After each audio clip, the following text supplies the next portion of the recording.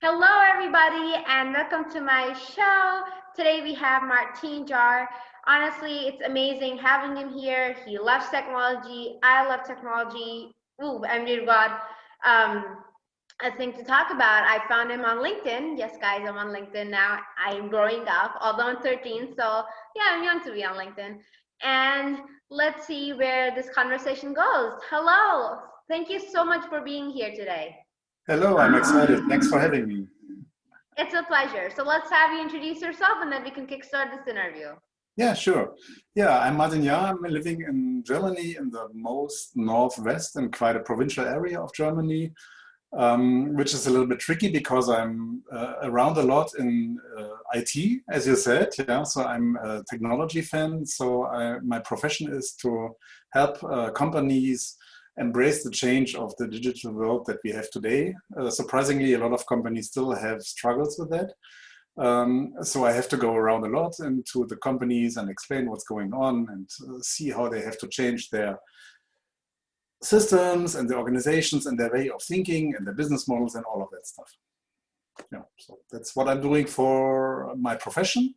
And I have some passion projects too, one of which is building open source software, which is technology again. And the other one is not technology at all. I founded, or I co-founded a school 4 years ago with a set of friends because we found that our current education system is not as it should be, and we should leverage that a little bit. Yeah. Amazing. There are like two topics that I love to talk about. That is education and technology. So we can, yeah. I mean, I say this before every interview nowadays, is that, come on, let's go wild. So yeah, I mean, that is my way to say, come on, enjoy yourselves, right? Because some people might think it's like a very formal interview, but come on, chill, right? So let's start from like the beginning. Where were you born and how was your childhood? I was born in Leverkusen, which is a, let's say, an industrial town in the middle of Germany where it's driven by a chemical industry. It's not a very nice place, and I'm happy to get rid of that. As a child, I have not so many recollections of my childhood. I was kind of a quiet and shy and introverted child, and I did a lot of construction work at home because then I happened to go out to play with the other kids who were too wild for me. So it was more like an isolated childhood, let's say it that way. I liked it because it gave me occasion to explore the world and to discover things and to build things. And this was very nice for me. So I liked that a lot.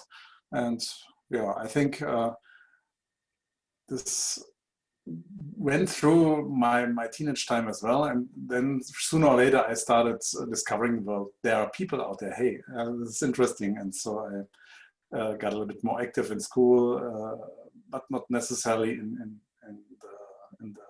the courses, but more in the side activities. Yeah, so that was my childhood, basically. I see. And did you have any siblings? Sorry? Do you have any brothers and sisters?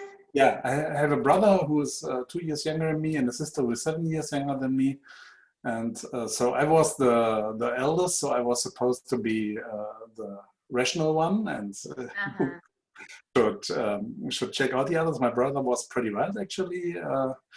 My sister a little bit too, so I was the calm one, and so this was my role in the family. Yeah, I kind of relate because my brother, he's like, I have only one brother and he's like 8 years younger than me. And like I'm 13 and he's 5. So, you know, it's kind of like we're 2 generations apart. Yeah, I can imagine.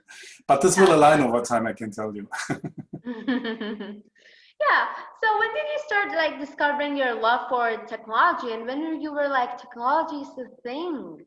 Yeah, actually, as I said, I'm kind of nerdy, but ironically, the first time I saw a computer was in the age of maybe 20 or so. So, when I was a kid, there were basically no computers. So there was, of course, electronics, and of course there were these big machines somewhere in the world, but there were only a few, and you didn't have these PCs or even smartphones or all of that stuff. So But I was always interested in electronics, so I did solder a lot of things together and took old TVs and tore them apart. And so my electronic devices never lived long because I was curious what was inside, and I managed to disassemble them, but I wasn't so good in assembling them back again.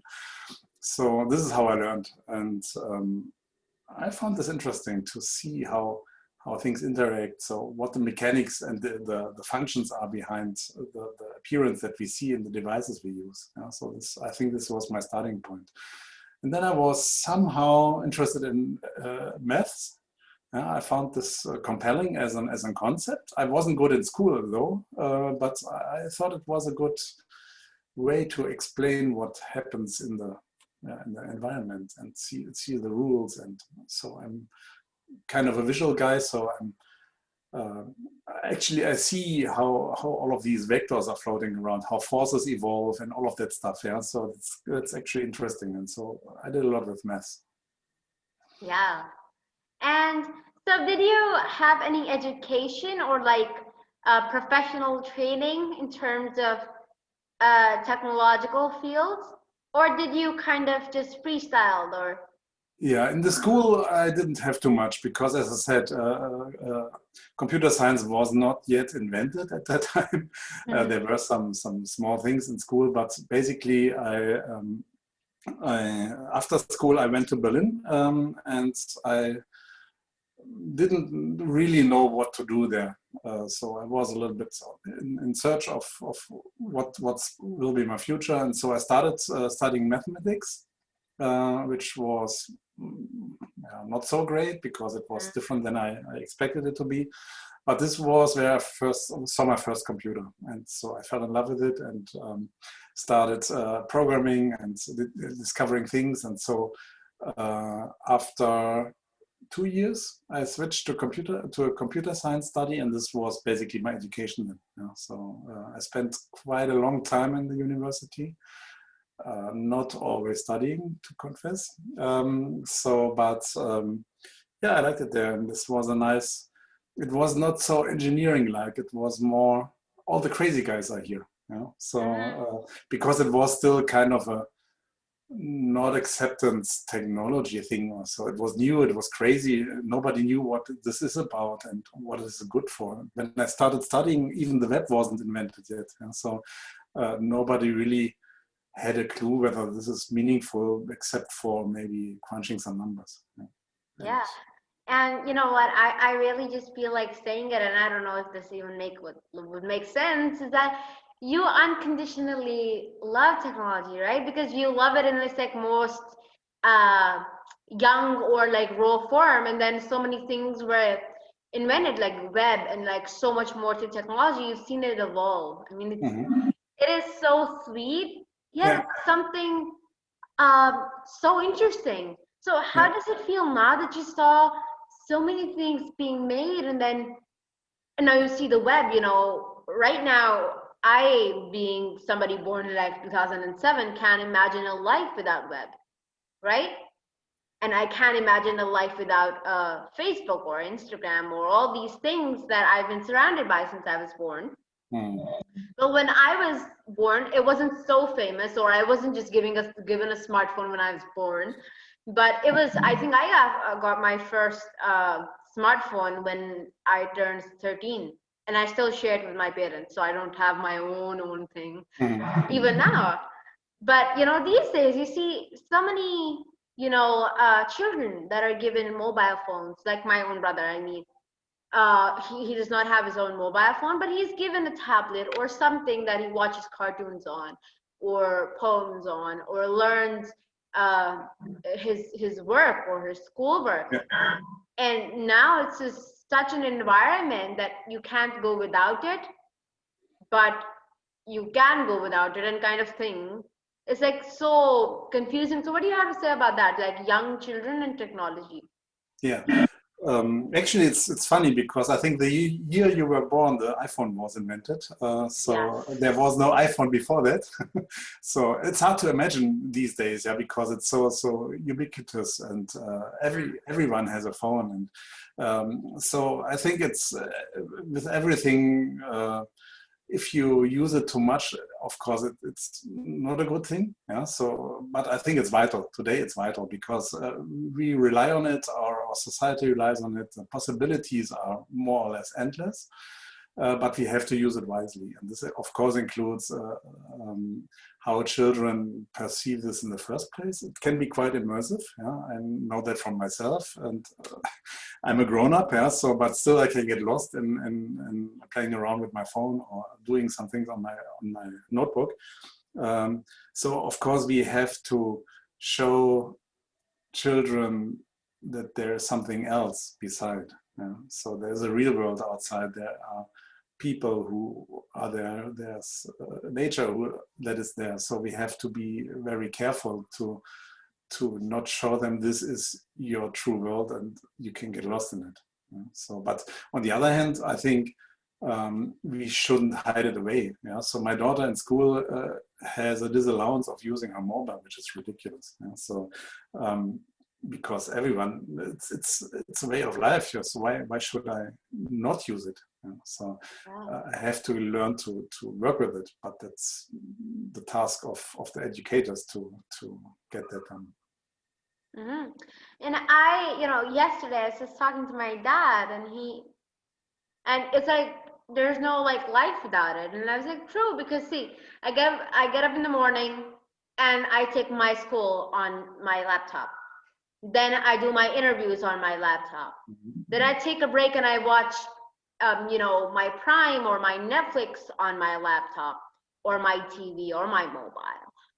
And then I do more interviews or business meetings or reply to text.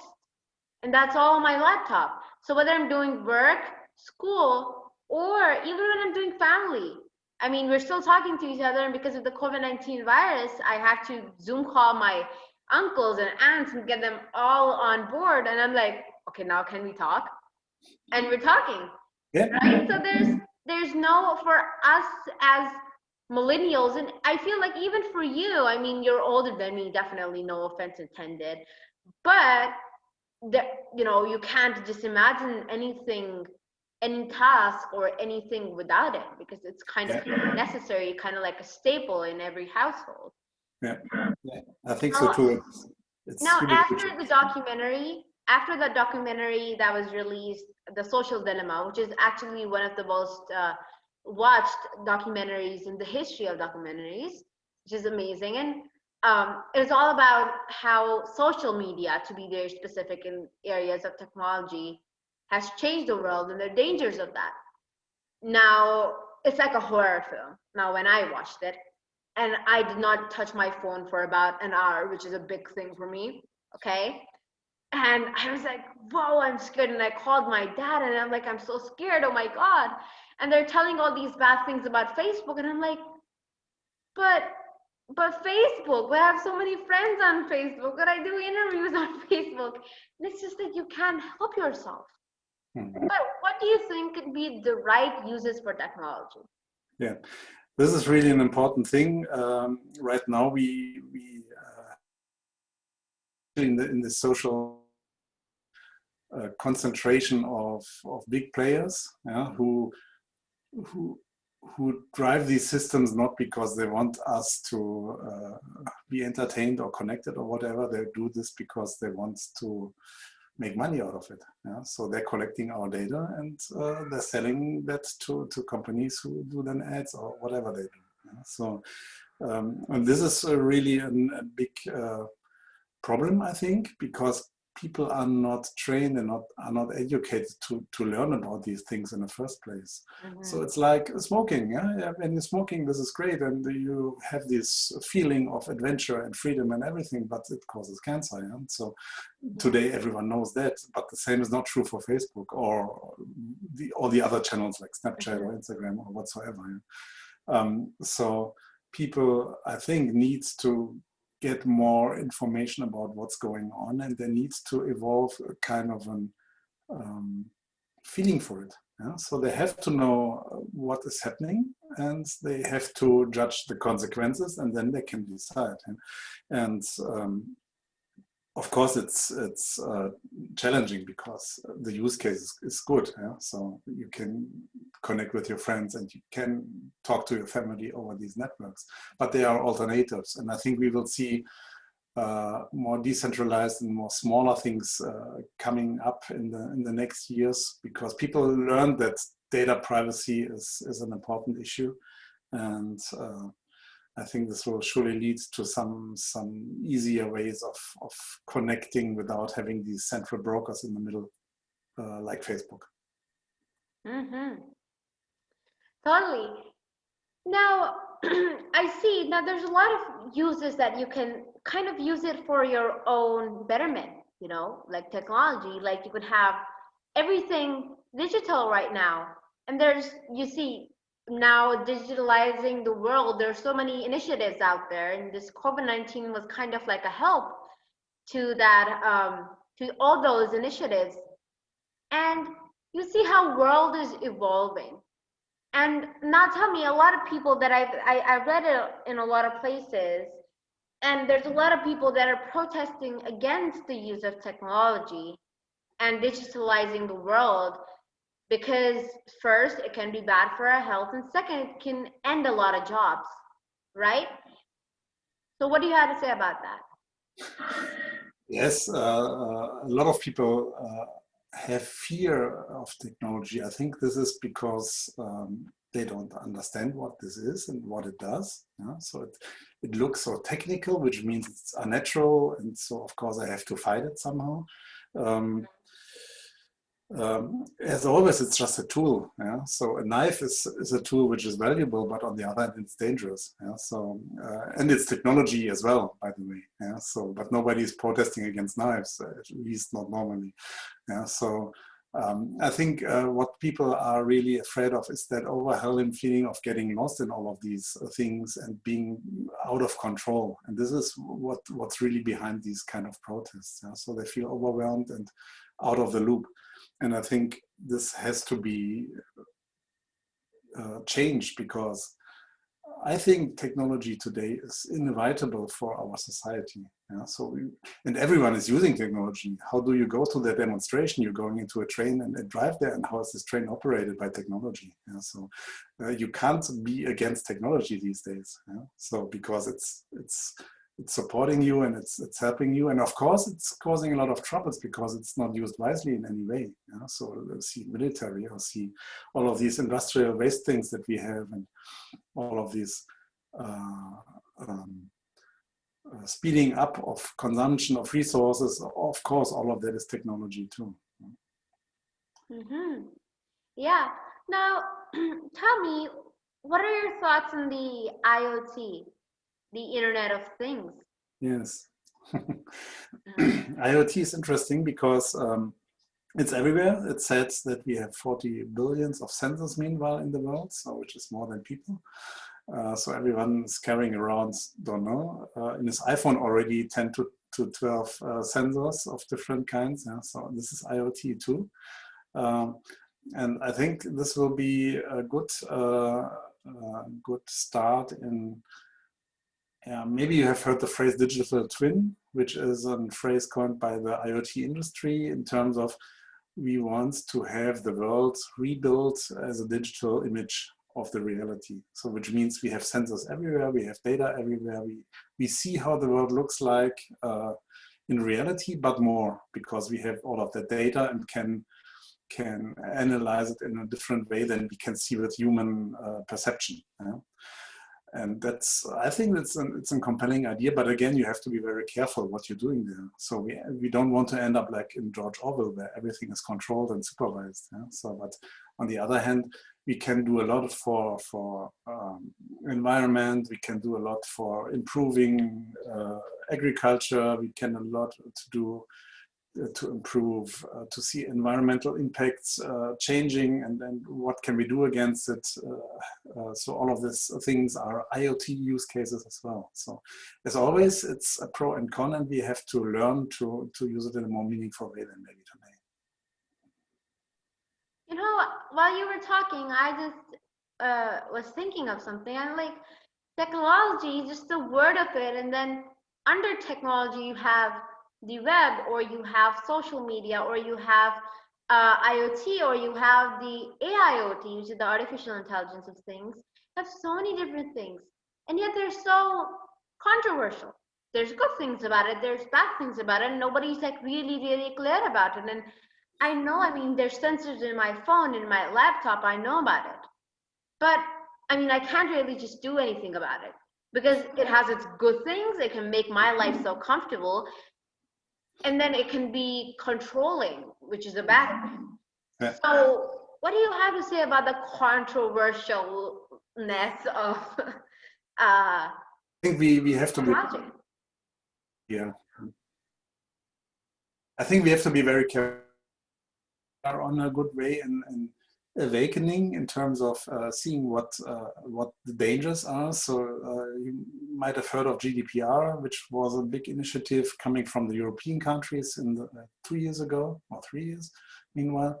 And so, but all the companies had to comply. So, which basically means my data belongs to me. Yeah? So this is the core of it. Yeah? So my data doesn't belong to someone. I cannot sell it because it's mine. It's like a human right. Yeah? So, and I think that's the way to go. Yeah? So we have to make sure that people understand that. We have to have a lawmaking that supports these type of things. And of course, we have solutions and technology that's able to fulfill these goals and these ideas. Yeah. And you see what you just said, like we need to have laws for this, because the laws that are, I'm not sure about Germany, but my country, I know that they're old, and I feel like they should be renewed according to what's happening nowadays, because that's something way different than, well, when my country was kind of made, which is like 72 years ago or 73. And I really feel like, because we need to have some sort of book of laws for technology, because if you're talking about data, then our data is sold, and that is open nowadays because of the videos and the people that have said yes from big companies or former employees that are, yes, yeah, we sell your data, and they're open about it, and we can't do anything about it because we kind of love those things, right? At the same time, we kind of love those things. So it's like a love-hate relationship. Yeah, Like a frenemy, friend, enemy, frenemy.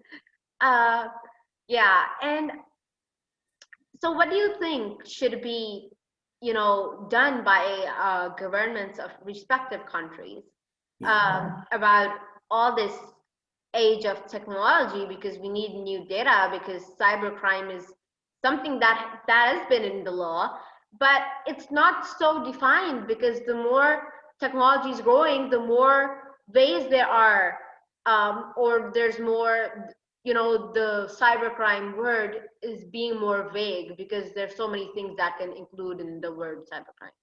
Yeah, that's true.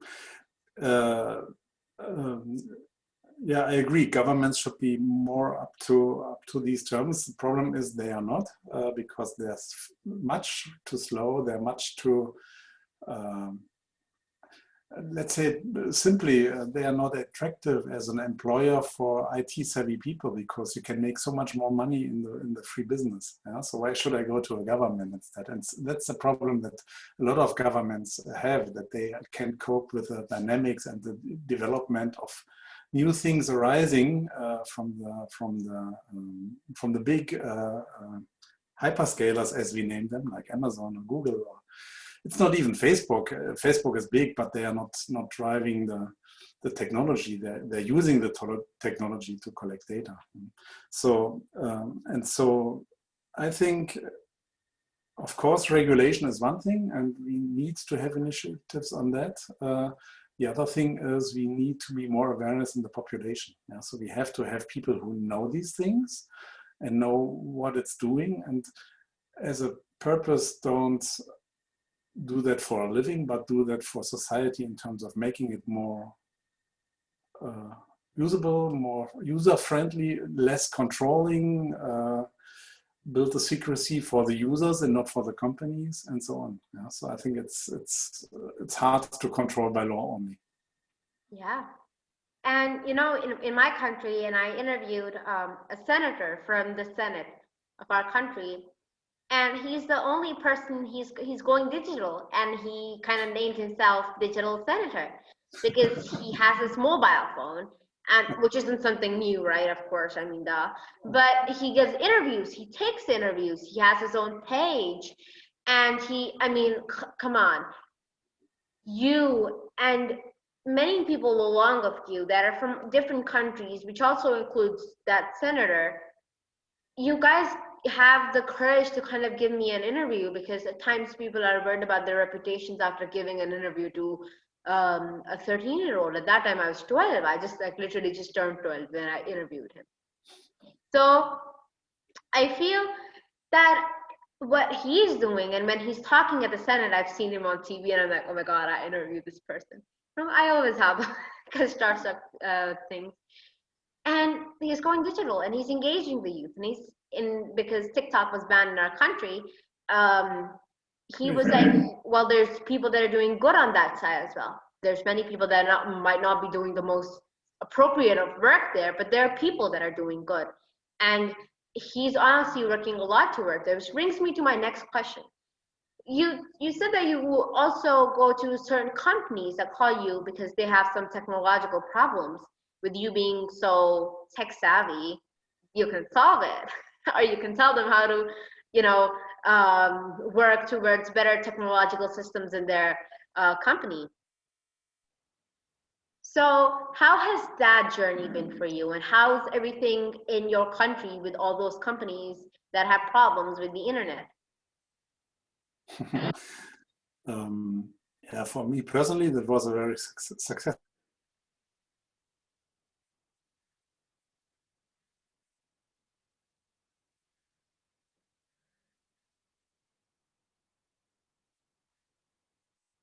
Hello, can you hear me? Reluctant to change, and so I think it's actually more about change these days than about technology. I think we reach a tipping point in corporate dynamics.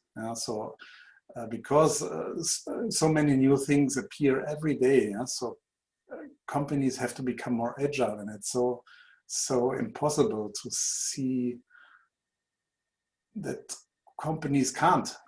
Because they're so big and they have the bosses, and then they have their command lines, and then things trickle down from the top to the bottom. And when they arrived at the bottom, it's already old news. And so, and this is not the way of how you're dealing with business any longer these days. And especially your business model should be digital, so people expect you to respond to them immediately.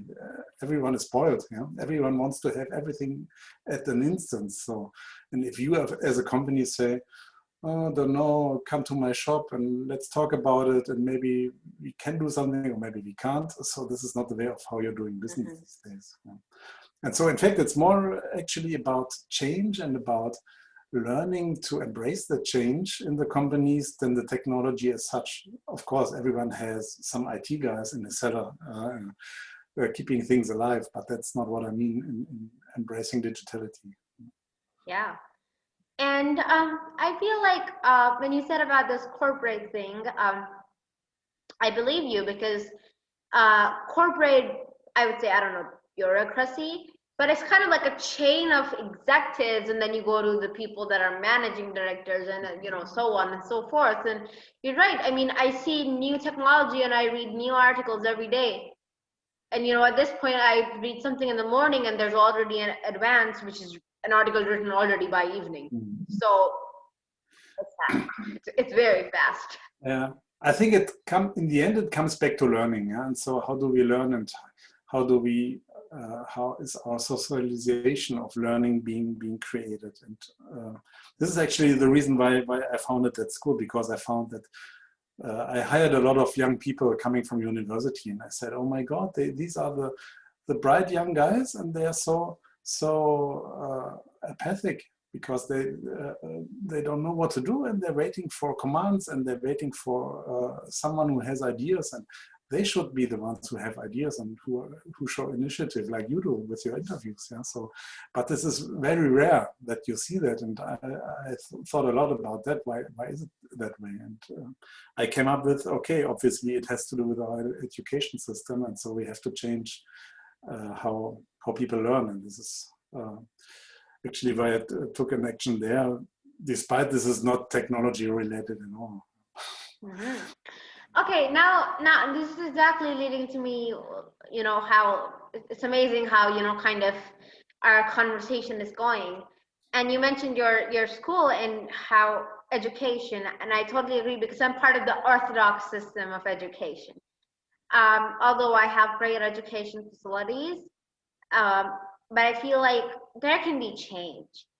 The school is not teaching me what I need to learn because I've been since 2 years, I've been in this, I don't know, so-called professional world, and I've been professionally engaged with all these things that I love.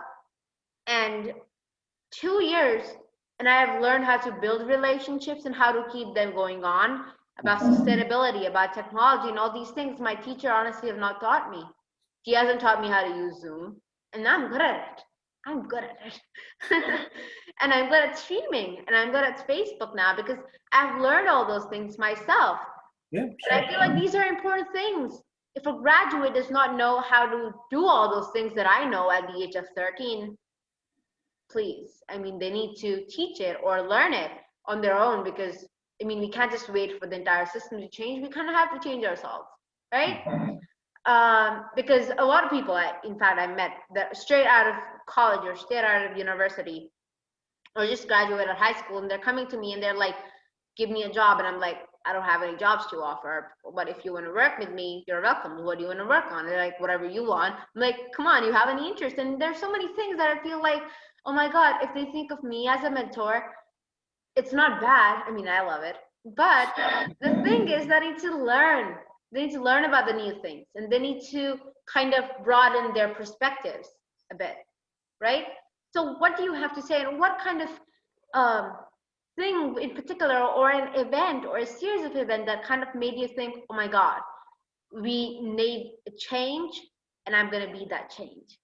Yeah, I think it was the discovery that schools still try to stuff knowledge inside of people's heads, which is completely nonsense because every knowledge in the world is just a mouse click away on Google. Yeah, so why should someone do that for me? I can do it myself. Yeah? So and this was the beginning, and when I dig into that, and I see it in companies as well. So people are afraid of doing something because they might be judged and they might be not valued enough. And I think this is a general deficit in schools because you get these grades, you get these tasks, and you have to fulfill them whether you want it or not. Yeah? And if you don't, then you're lost. Then you're the outsider. Then you're not loved anymore. I think this does something to people. Yeah? People start orienting themselves on being judged and evaluated, and forget what their purpose is and what their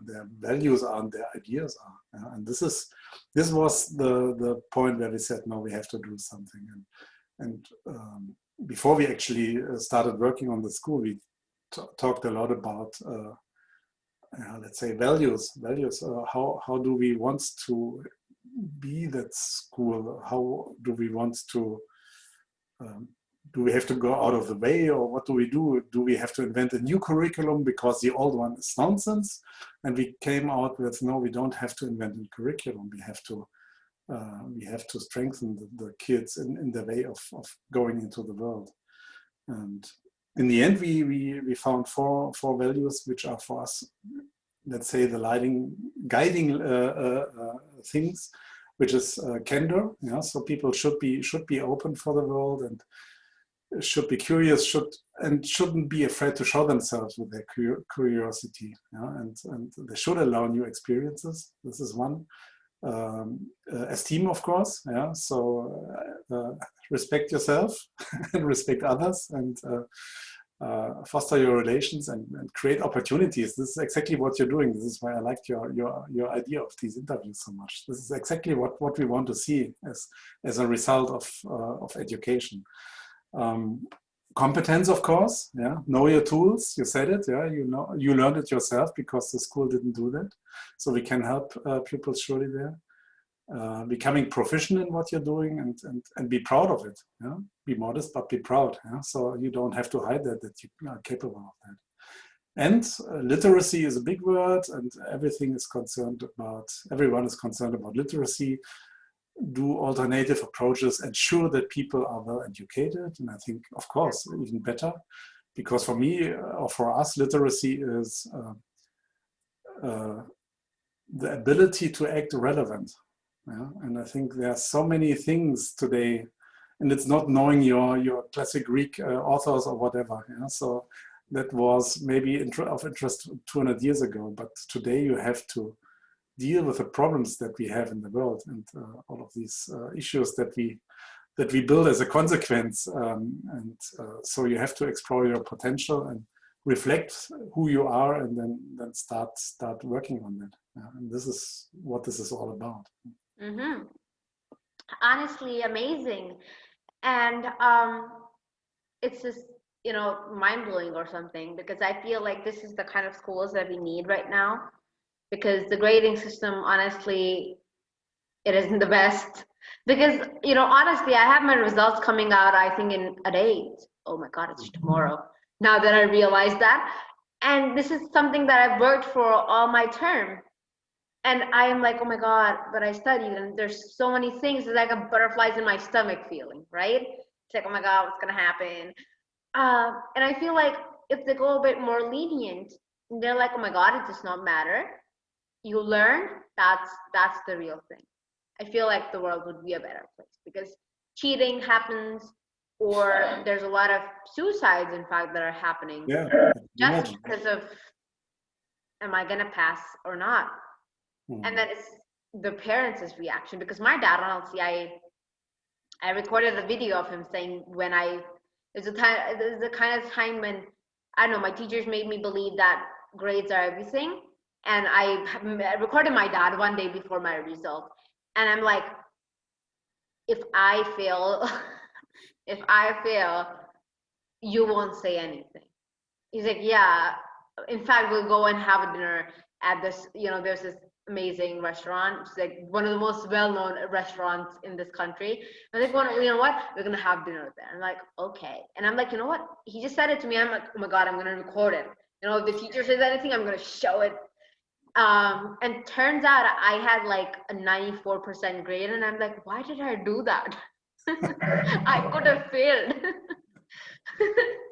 But yeah, we went there anyways. And I feel like this is that fear instilled inside you. And if it's not, it's wonderful. Education is beautiful. And about literacy, I feel like there's this friend of mine, Melissa Sassy, and she kind of stands for the word digital literacy. And she's working with a lot of organizations worldwide. And she kind of stands for digital literacy is a human right. And it's just so important these days. Yeah. And with this, because we're coming to the end of the interview, thank you so much for being here.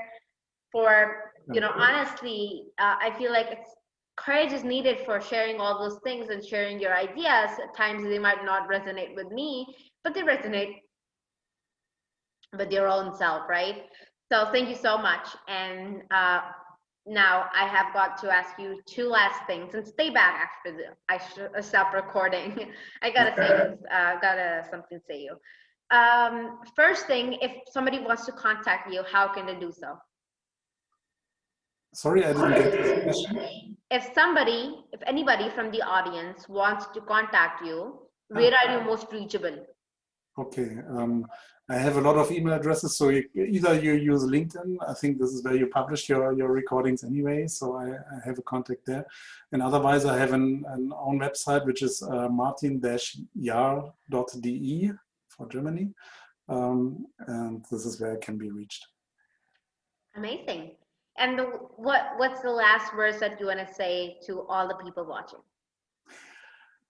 Yeah, I was happy to be here. This was really heartwarming to see that there are some young people who take the initiative. I think this is really urgent right now that you start doing that, because I think the last generations messed up the world to quite some extent, and we need engaged people from the next generation who's helping to fix that.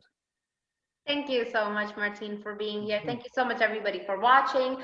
If you feel that this interview has helped you in any way or inspired you, or you feel that this is a nice interview, that you can share that on your wall on Facebook, or I'm pretty sure you can also share it somewhere else, and you can send it to your friends and family so that they know what our thoughts of technology and the IoT is. And if you want to contact me, you can just, write a text anywhere that you see me. So yeah, thank you so much for watching, and we'll be back with another amazing person. I don't think so anybody can, kind of match up to or measure up to your amazingness, but somewhere near that place, okay? So thank you so much.